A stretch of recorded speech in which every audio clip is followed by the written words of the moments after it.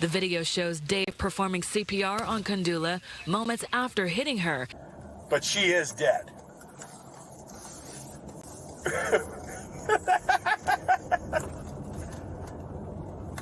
No, it's a regular person. Yeah.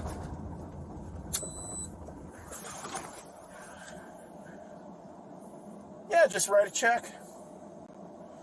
Just, yeah, $11,000. She was 26 anyway. She had limited value. Wow, where to begin? Actually, before we begin, just a heads up that there is some disturbing video in this story.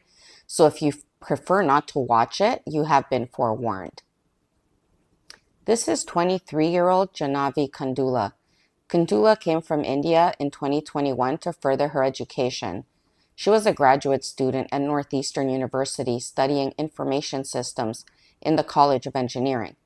She was set to graduate in December of this year. This is Officer Kevin Dave, a 3-year veteran of the Seattle Police Department. At approximately 9 p.m. on January 23, 2023, tragedy struck when Officer Dave was dispatched to respond to a high-priority call. The SPD asserts that Dave was responding to the situation as he is a certified EMT and would be able to assist with a nearby overdose. However, the initial 911 call that came in was from an individual who had used an excessive amount of cocaine but was conscious, lucid, and cooperative upon the arrival of medics from the fire department. At the same time, Janavi Kandula was in a crosswalk at Dexter and Thomas when Officer Dave's cruiser violently collided with Kandula head-on. The impact was devastating, and sadly, Kandula later succumbed to her injuries. This is Officer Daniel Otterer. He's also the vice president of the Seattle Police Officers Guild. He attended at the scene to conduct a sobriety check on Officer Dave, which is standard procedure. You all right? No, I'm not right. All right, stand up. Open your mouth for me. Stick your tongue out. Do you vape or smoke? No. Do you take any prescriptions? No. Okay. Upon completing the appropriate sobriety check on Dave, Otterer left the scene. Once in his cruiser, he has a telephone conversation with Seattle Police Officers Guild President Mike Sloan, and Otterer unintentionally activates his body cam during the call and captures his half of the conversation. And what a disturbing conversation it is. The speed limit where the loss occurred is 25 miles per hour, or 40 kilometers. He's going 50. That's not out of control. That's not reckless for a trained driver. Auditor indicates to Sloan that Dave was traveling 50 miles an hour, or 80 kilometers, which is double the speed limit. He goes on to say that that's not reckless for a trained driver. Yeah, lights and sirens. Yeah, well, there's some. Initially, he said she was in a crosswalk. There's a witness that says no, she wasn't, but that witness could be different because I don't think she was thrown 40 feet either. He then confirms that Dave had his lights and sirens activated. Otterer then says that he doesn't think she was thrown 40 feet. Well, he's correct. She was actually thrown 138 feet. Can you believe this guy? I think she went up on the hood, hit the windshield, then when he hit the brakes, flew off the car. But she is dead.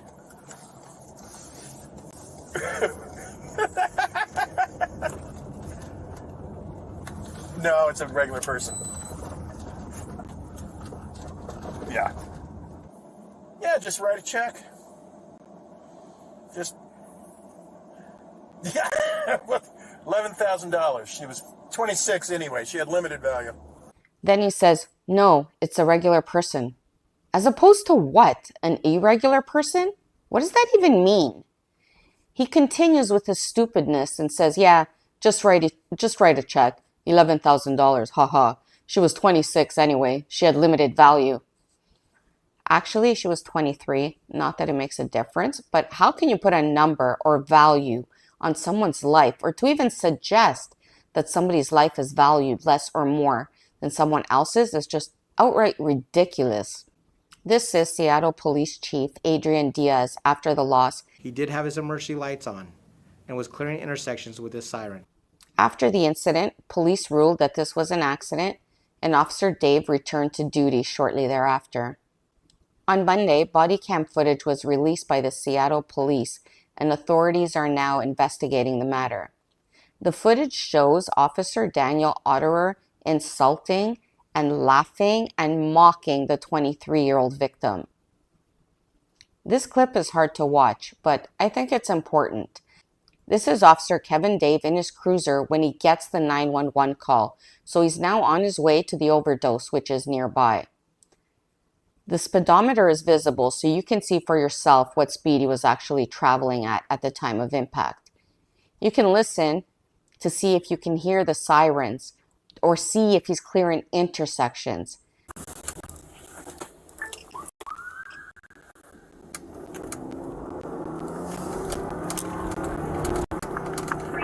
The overdose 708 Sarge. The person of an overdosing is calling it in himself. His name is Alex. He's refused to give the rest of his name. He wants to stay on the phone with us until officers arrive.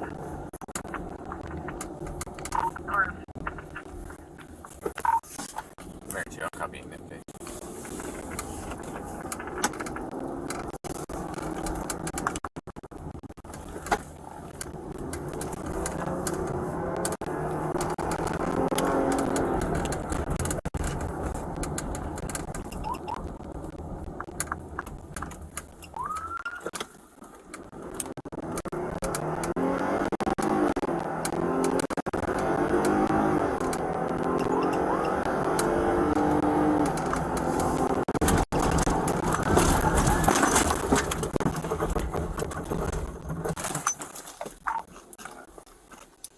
Mary 2, started supervisor, start fire for a struck pedestrian.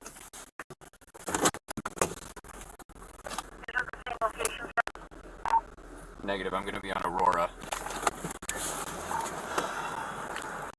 So as we view this clip, we see that Dave was not going 50 as indicated everywhere else, but he was going 74 miles an hour, which is equivalent to 119 kilometers an hour at the time of impact.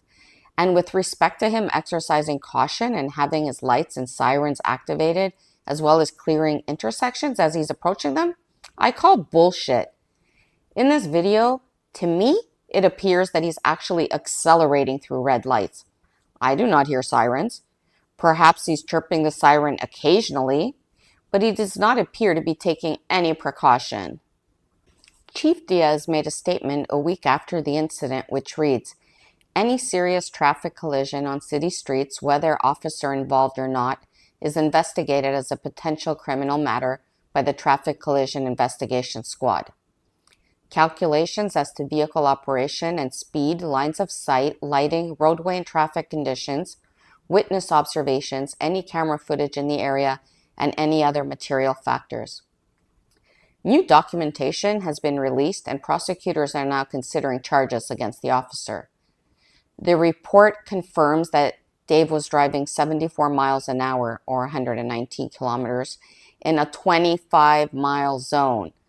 That's 49 miles over the speed limit. That's like 80 kilometers over. According to the newly acquired report, Dave says, "Lights were on, was chirping the siren as I was headed down. She was in the crosswalk. She saw me, started running through the crosswalk, slammed on my brakes. Instead of staying back where she should before crossing, she just zips." Like, oh my God, like again? Let's blame the victim for plowing into her with our cruiser while going double the speed limit. So Dave is saying that he was only chirping the siren, which means he did not have it on continuously. Investigators indicate that Kandula had no time to react, but the SPD's collision investigators later concluded the speed at which Officer Dave was traveling did not allow him or the pedestrian sufficient time to detect, address, and avoid the impending hazard. Kandula landed 138 feet away from the impact. Documents indicate that if Officer Dave hadn't been driving so fast, Kandula would be alive today. Had Officer Dave been traveling 50 miles an hour or less as he approached the intersection and encountered and Officer Dave and responded in the same manner, this collision would not have occurred. According to the obtained reports, Officer Dave applied his brakes less than a second before the collision. An analysis by the Seattle Police Department concluded the Transport Research Laboratory underscores the severity of such high-speed collision speeding that the fatality rate for collisions at 70 miles an hour is nearly 100%. The SPD's forensic analysis of the incident further estimated that Dave was driving at this dangerous speed on a road with significant car and pedestrian traffic, including numerous crosswalks. The cruiser's hood crumpled and sustained a long gouge from Janavi's elbow at the point of contact. Seattle Police Department's vehicle inspection report revealed the severity of the impact, as Dave's patrol car suffered significant damage, including a crumpled hood and a smashed windshield. Kandula's AirPods were propelled nearly 100 feet down the street due to the force of the collision. Seattle law permits officers responding to emergencies to exceed speed limits, provided they do not endanger life or property. However, this exemption does not absolve them of the duty to drive with due regard for the safety of all road users, including pedestrians. Furthermore, the law mandates the use of audible signals when necessary to warn others of the emergency nature of the situation. Otterer claims that he was in no way mocking Kandula's death. He says that he was mocking the city's attorneys who may have to negotiate a settlement with her family's lawyers should a lawsuit be filed down the road. He said that he intended the comments as a mockery of lawyers. He was imitating what a lawyer tasked with negotiating the case would be saying and being sarcastic to express that they shouldn't be coming up with crazy arguments to minimize the payment. He also said that he was laughing at the ridiculousness of how these incidents are litigated and the ridiculousness of how he's watched these incidents play out as two parties bargain over a tragedy. He also told investigators that he lamented death but understood how people would consider him being insensitive by watching the body cam footage. Ya think?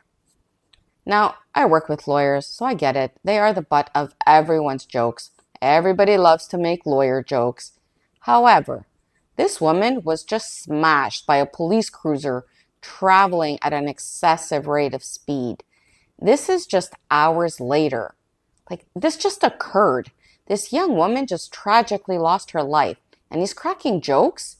Like I said, I understand people making jokes about lawyers, but it's not like he's doing it years later when the matter's finally a trial and he's, making comments and little snide remarks. This is right after the incident. Where's his heart? Thank you for watching. I look forward to seeing you in the next episode. And until then, practice kindness and look out for your fellow beings.